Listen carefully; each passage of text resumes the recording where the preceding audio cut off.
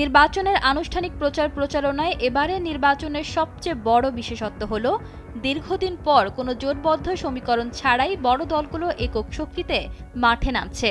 বিশেষ করে বিএনপি জামায়াতের মধ্যকার দ্বিমুখী লড়াই এবং ইসলামী আন্দোলনের শক্ত অবস্থান ভোটের মাঠকে বেশ উত্তপ্ত করে তুলেছে।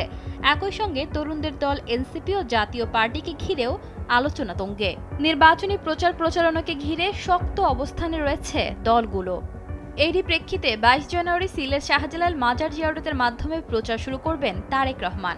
এরপর মৌলভীবাজার ও শ্রীমঙ্গলের জনসভা সেরে ঢাকার পথে বিভিন্ন জায়গায় পথসভা করবেন তিনি। অন্যদিকে ২৩ ও ২৪ জানুয়ারি উত্তরবঙ্গ সফর করবেন জামায়াত আমির। তার আগে ২২ জানুয়ারি নিজের এলাকা ঢাকা ১৫ আসনে গণসংযোগ করবেন।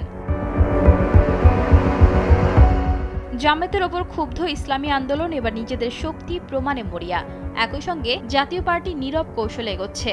সুষ্ঠু ভোট হলে ৪০ থেকে ৭০টি আসন পাওয়ার আশা করছে তারা।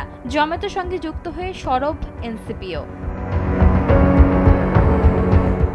ভোটের মাঠ নিয়ে রাজনৈতিক দলগুলোর মধ্যে রয়েছে মিশ্র প্রতিক্রিয়া। জামায়াত ও ইসলামী আন্দোলনের অভিযোগ, প্রশাসন ও নির্বাচন কমিশন এখনও সবার জন্য সমান সুযোগ তৈরি করতে পারেনি। বিশেষ করে ঋণখেলাপি ও দ্বৈত নাগরিকদের প্রার্থিতা নিয়ে বিতর্ক তৈরি হয়েছে।